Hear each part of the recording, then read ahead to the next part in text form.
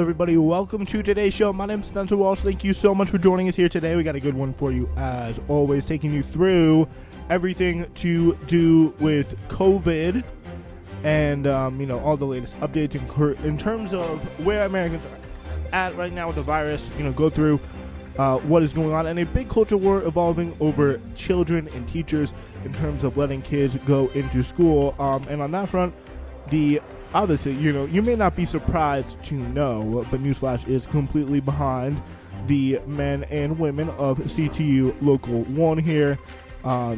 Lisa Featherstone writing, the eminently reasonable demands of Chicago teachers for a safe return have been met with lockout and media attacks. They deserve our solidarity. So you've probably been hearing a bunch of demonization of teachers. We'll tell you why that is not the move.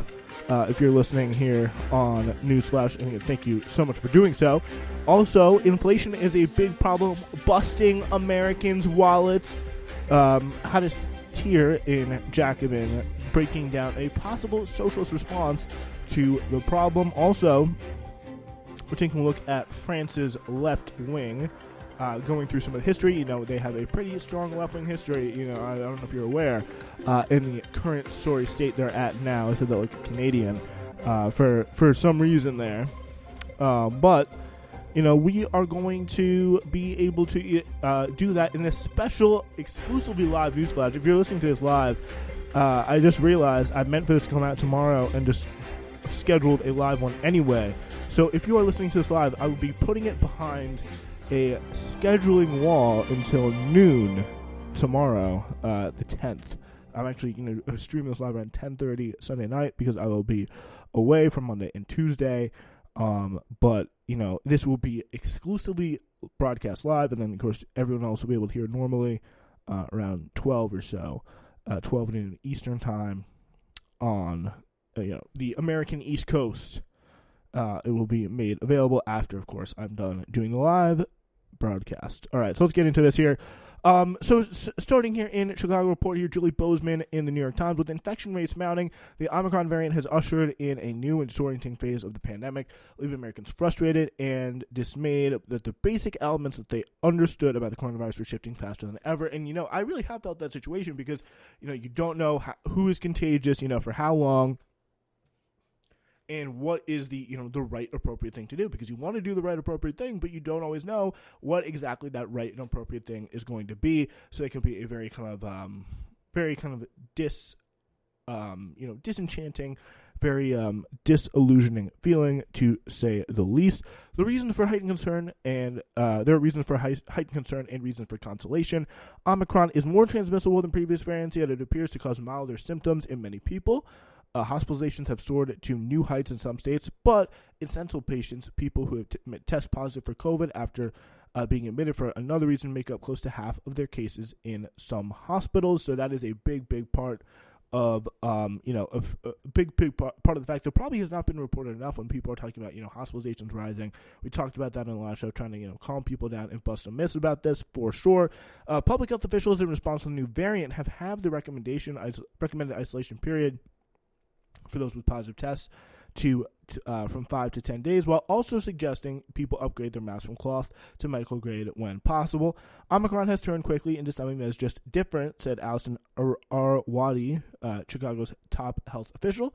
Amid shifting federal public health guidance and the new distinct variant, President Biden's own former transition team has called on the president to adopt an entirely new domestic pandemic strategy geared toward the new normal of living with the virus indefinitely, not to wiping it out. And Americans confronted with the new set of facts, warnings, and advisories have responded with a mix of confusion, vigilance, and indifference, left to mainly, and again, I think this really comes down to the truism that we talked about a little bit that actually we didn't. It was kind of, over the break period, where Biden said, there's going to be no federal solution to COVID.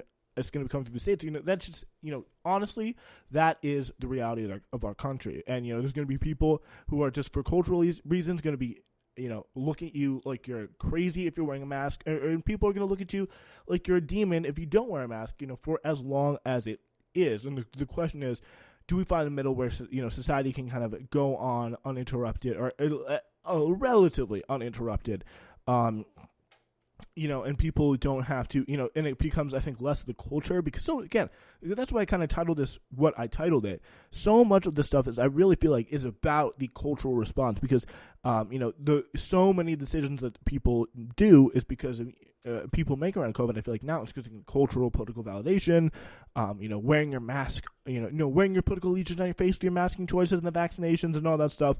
Because and a lot of people, I feel like, just generally just want to do the right thing, want to, feel like they can be morally sensible about this, but also, within reason, and within people, doing things that are uninterrupted their lives. When we're talking about, a very mild virus, that, the best possible thing to do against this virus would be to get vaccinated.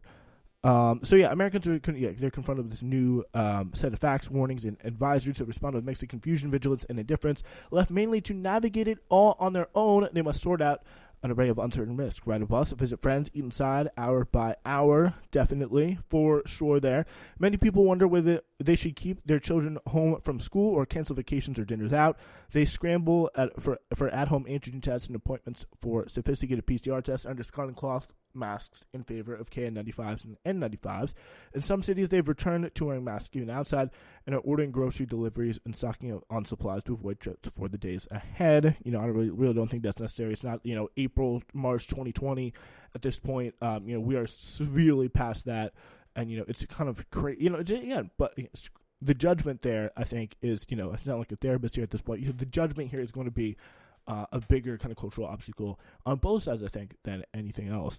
While some places have maintained limits like restrictions on indoor dining for the unvaccinated, there's little appetite for broad shutdowns. A restaurateur in Austin, Texas, said the customers were out and about and eager to gather in groups. I feel like in these places where COVID just doesn't exist, I think you look at, especially with Omicron, there is a certain point where a lot of people are out doing things, happier, better, mentally, but those places are the places less likely to look after their teachers.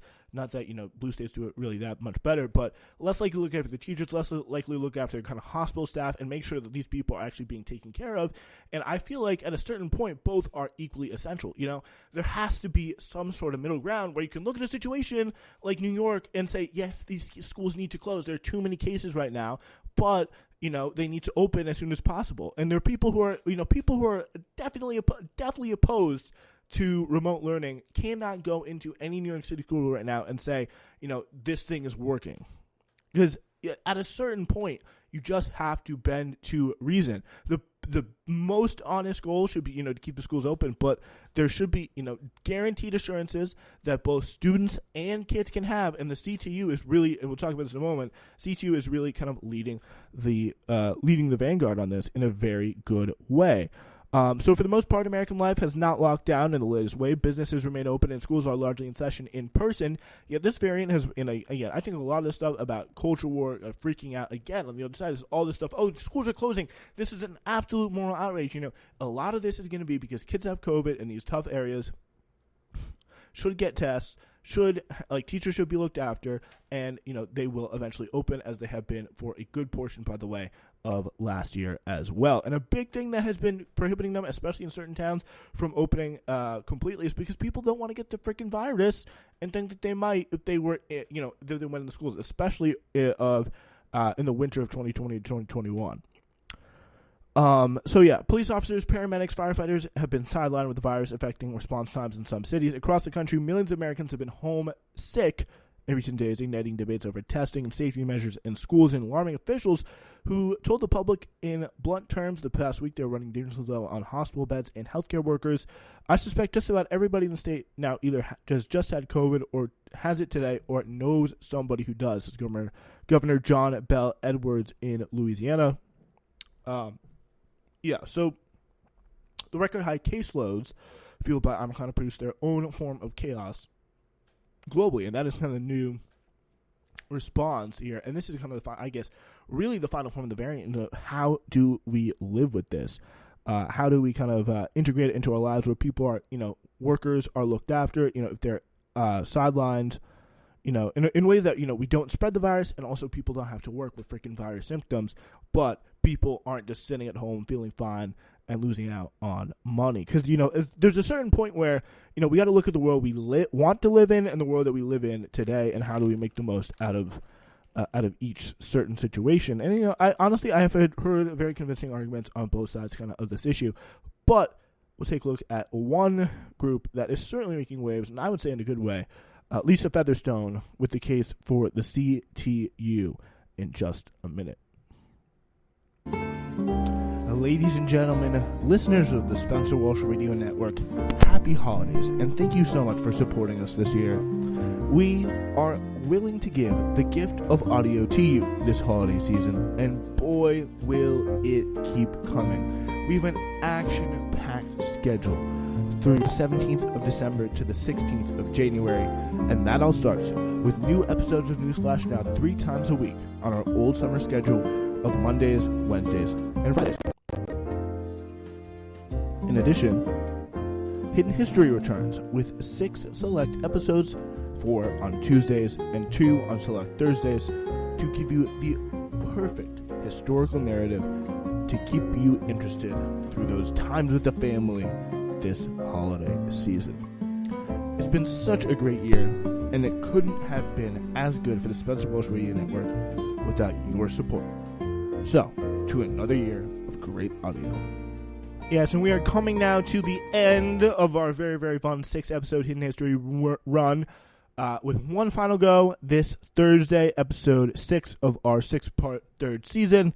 Been a lot of fun to do that over the holidays. All right, let's get into our next story here with Lisa Featherstone of the Chicago Teachers Union, writing this. One thing we've learned from this pandemic is that children and communities need public school, and that remote learning long-term without an end in sight is harmful for kids. And, remote learning never, I would say, is the best option. It's never the most ideal option. It's never the state that we should be. And I think every time you enter remote learning, there should definitely be a plan to exit remote learning.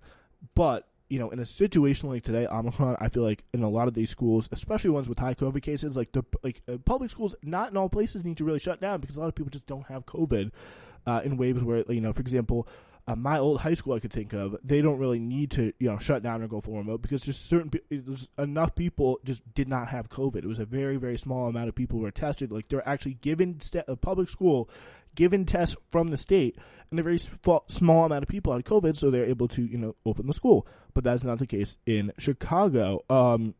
So what we're looking at here is, this is the case here from Featherstone. That's why the mayor of Chicago should immediately meet the entirely reasonable safety demands of the Chicago Teachers Union and then open the schools.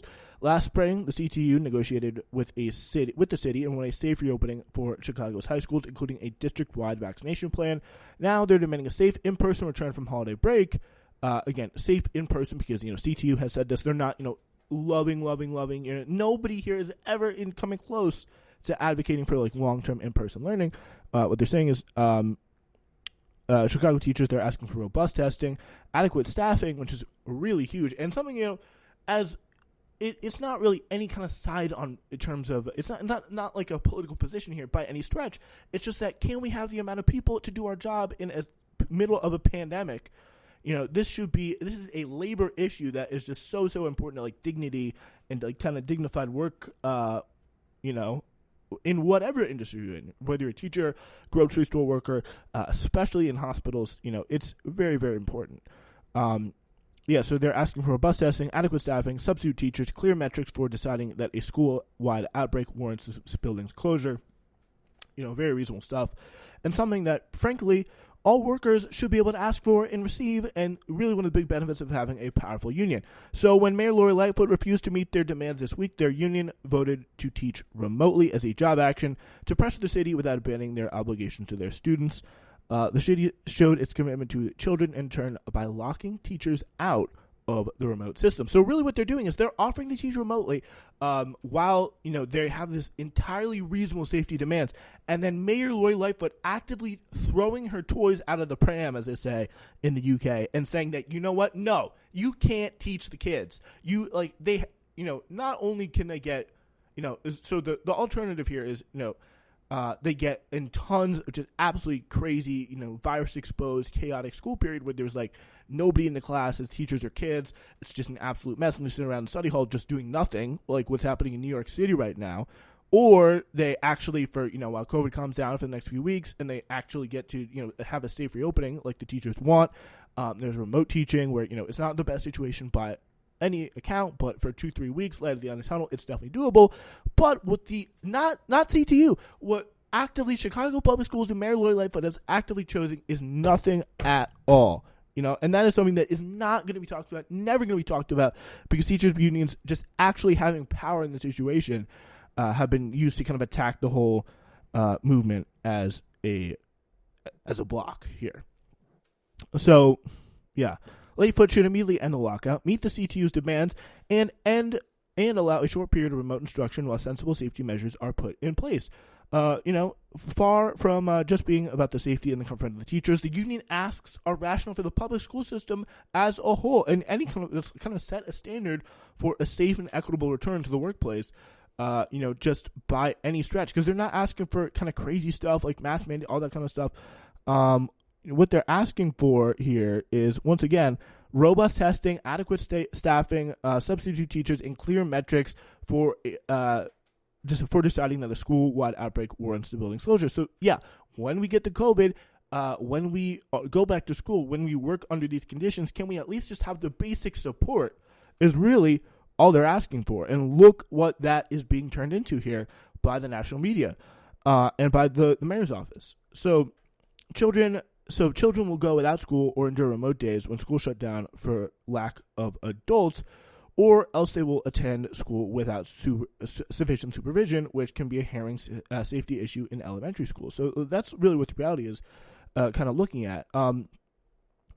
It is a very bad situation. The CTU's demands are also congruent with public health guidances on how to safely open schools during the pandemic surge. The CDC says schools must have testing and contact tracing, and the World Health Organization, too, insists on testing as well as concrete measures to avoid overcrowding. Stuff that shouldn't be that hard, with any kind of humane school that's actually trying to do the best by its kids and teachers. Health experts also oppose school closures at this point in the pandemic, with all major public health organizations and most epidemiologists saying the risks of in-person schooling are outweighed by its benefits. The World Health Organization insisted in June that schools should be among the last places to close. The consensus is especially broad now with such widespread vaccination, and remote learning has had a demonstrably terrible effect on students' mental health and learning loss. That is for sure. No doubt about that. As well as by depriving children and communities of so many of the benefits of in-person public school, childcare, healthcare, counseling, sports, music, art, food, real human beings. That remote learning undermines faith in public goods. Of course, again, this is what teachers' unions are fighting for, actual reopening of school that is safe. And right now, we are seeing what hopefully in the end a safe outcome is in Chicago if these teachers agree to their demands. And we're also seeing what complete chaos and, the ideal plan of places like the Wall Street Journal, who hate teachers unions, and Eric Adams, we're seeing exactly what they want, which is complete chaos, and nobody's learning anything, and also everyone is sick with COVID. Either way, there will be some learning, there will be some assignments for, a 2-week period while COVID calms down, these safety measures of testing and all that is put in place, come back, open it up, deal with it in the beginning for once, and see the wonders that can do. It just should not be that hard. Of course, enemies of teachers' unions, whether the right-wing Wall Street Journal editorial board or media centrists, are using widespread public exhaustion with at-home learning to score anti-worker political points. They're wrong. Yes, school is essential, and that's an argument for, not against, making teacher and staff working conditions safe. Support for the CTU should not in any way be taken as agreement with those who have insisted on an indefinite extension to remote school. And again, that is not what the CTU is saying by any stretch. Consistently ignoring the implications here of widespread vaccination, exaggerating the dangers of COVID to children and risks of the community spread through school, minimize the harm of remote learning, trivialize the essential role of public school, the single most socialized aspect of American public life. If you have the misfortune, as I do, to follow the school policy debates on Twitter, you will almost daily see people decrying opponents of school closures as privileged white Karens who hate their children and don't want them around. Some of these geniuses even mock or blame parents who say their children felt isolated or depressed at school. You can't. This is a point that Matt Taibbi was making here, in regard to the race debate, which is definitely true.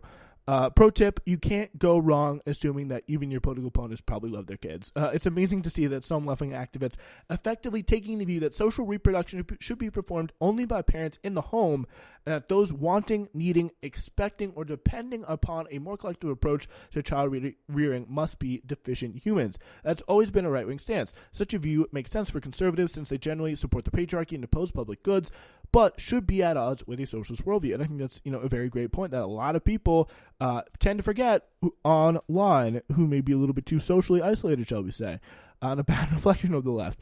To reopen schools safely in person, however, it helps that the teachers' unions that advocate for their members' and students' safety that are strong enough to make demands and win.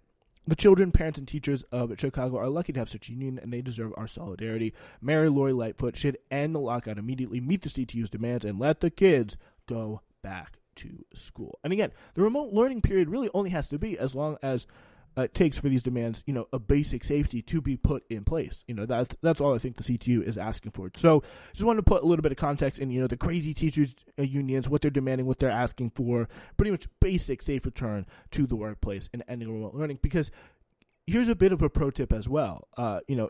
Teachers can pay attention. They have two eyes. They, understand what's going on. They talk to their kids. They don't understand them as well as the parents, but they can tell what is going on. So they know, the dangers and pitfalls of remote learning probably better than you do.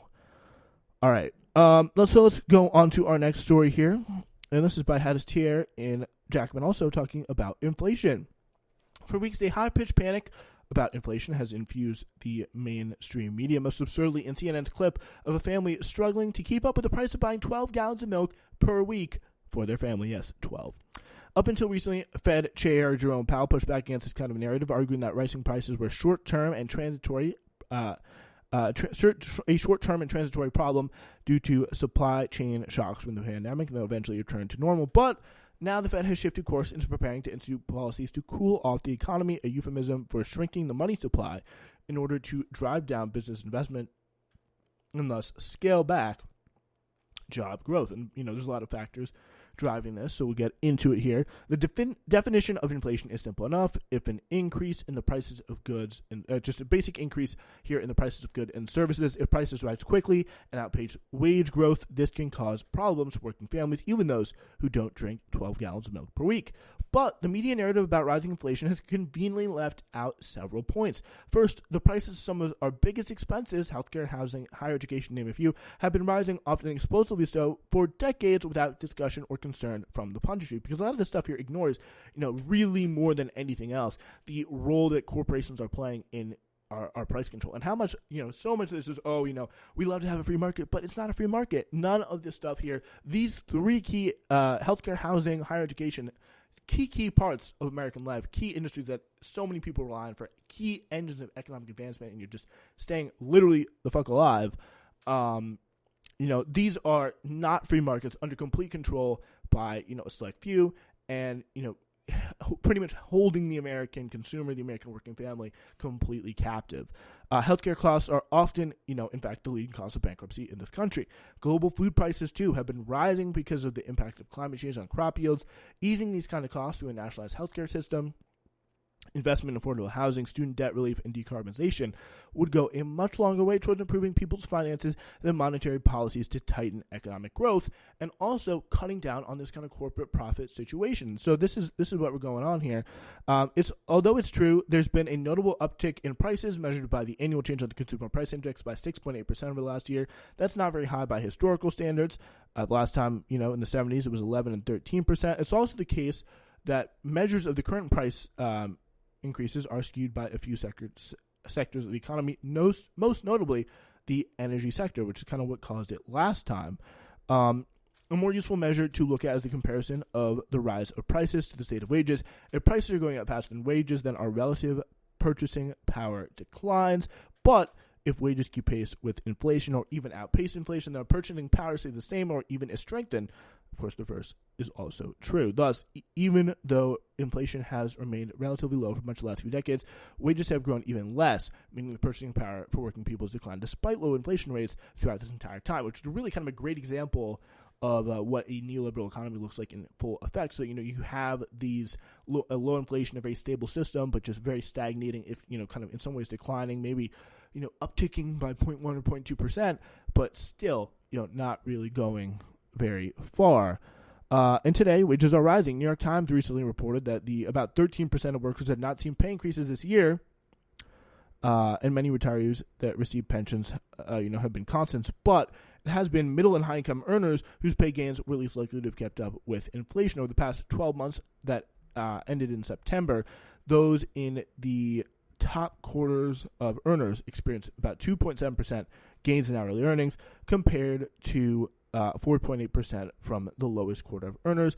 And kind of another situation that is looking at here is what if, here the question is, the question economic pundits conspicuously avoid is, what if instead of rising prices, businesses just made do with smaller profit margins, which is really a very biggest situation, a very, very kind of big situation, a big factor of what's going on. We've seen multiple instances, multiple key industries, meatpacking just being one of them that President Joe Biden finally decided to call out recently, was corporations are just raising their prices and saying, it's just inflation, we can tack it off on inflation, and it is working because people, the national narrative is that inflation is high, people are expected to pay more in certain places, and they know they can just jack up the price without facing that kind of market backlash and consumer backlash, which is the only real power on any of this stuff. And U.S. corporations, it's not like they're being money starved and, they can't pay people an appropriate wage. U.S. corporations are making their record profits, posting the fattest margins since 1950. Even at John Deere, the site of the highest profile strike this year, workers held out to get a 10% raise, yet the company is expected to earn even more than the record profit it posted in November this year. Workers don't set prices, bosses do. And they do so on the basis of maintaining the greatest possible profit margins. If workers' wages go up, but prices stay the same, that would mean a greater share of profits went to the workers rather than the capitalists, which, that profit margin, that rate, is always going to be expanded by whatever means necessary for as much time as possible by the capitalists, by the business owners. System-wide, workers' share of the economic pie, or national income, would increase. Falling unemployment, rising wages, and increased social spending does not have to automatically translate to inflation of prices if we allow bosses' profit margins and their share of national income to decrease. Even in the dire rates of inflation in the 1970s, in the context of a strong labor movement, hurt capital more than it did workers, while neoliberal repression of workers' power has kept inflation low from the 1980s onward.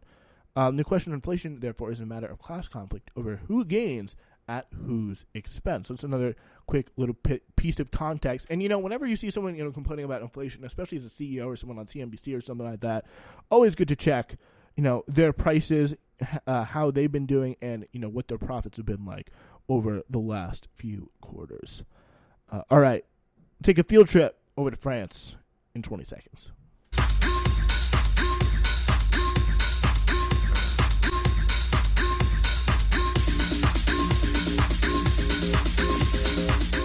Buckingham Palace has announced the death of His Royal Highness the Duke of Edinburgh. It's news flash. You are listening to Newsflash today, getting into our last story, and we are going to take you to take a little bit about the French presidential election. Again, going to Jacobin, going to Amer Ongun. So the campaign of April's French presidential election is already polarizing around the culture war, any materialist's worst nightmare. The flood of anti-immigrant messaging isn't just coming from the far right or even President Emmanuel Macron's administration, but also many of France's leading capitalists, not least billionaire tycoon Vincent Bolloré, owner of the Fox-like CN News. The situation ahead of spring's vote looks pretty perilous. There's increasing likelihood that the runoff will again set the neoliberal and increasingly conservative feud. He's, in terms of the culture war side, he has not gone for the side of, liberal social values by any stretch. He's kind of taken a hard line against, Muslim immigration, religious extremism, all that kind of stuff. So Macron is definitely a candidate of the hard. It's going to set Macron against a candidate of the hard or far right. Logically enough, fear is spreading in left-wing circles, which by current polling seem pretty hard-pressed to mount a strong challenge in April's contest. The factions there are very divided. One expression of this fear is the plea for unity among the left-wing candidates, none of whom currently polls much above 10%. While Jean-Luc Mélenchon generally stands out as the top-ranked left candidate, there are a slew of alternatives, such as the Paris mayor Anne Hidalgo of the Socialist Party and the Green Yannick Jadot, as well as Fabien Roussel of the French Communist Party, former Socialist Minister Arnaud Montebourg, and three Trotskyist candidates Philippe Poutou, Nathalie Arnaud, and Anas Kazib. Francois Hollande's former Justice Minister Christiane Taubira also looks like she's going to throw her hat in the ring to try and poll even lower and spread out the left-wing vote even more. Faced with such fragmentation, with at least 8 candidates dividing barely 25% of the national vote, it's a bleak picture there. Finding a joint candidate may sound like the pretty plausible solution. With just 3 months before France heads to the polls, surely something must be done to bring together the divided family of the left. On this account, the main obstacles to progress is various rival candidates' petty defense of their own importance.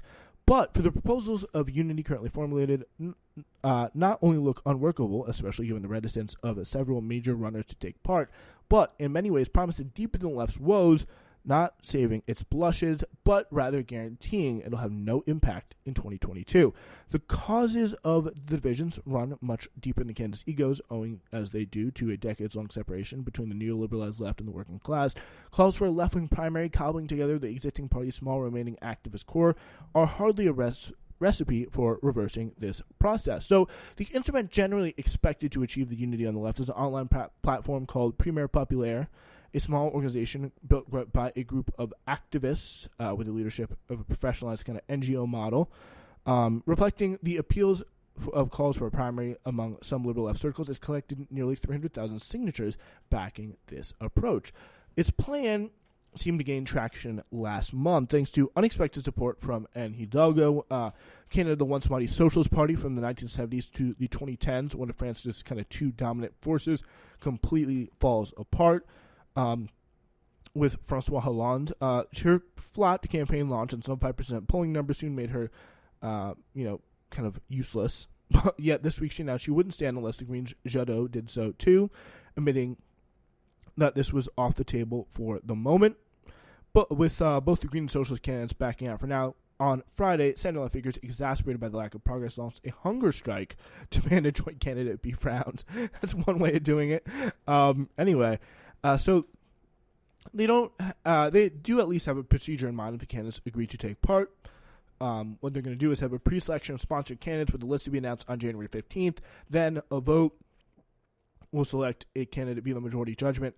The plan also sets out a notion of overcoming political differences on the left, if not a very convincing one.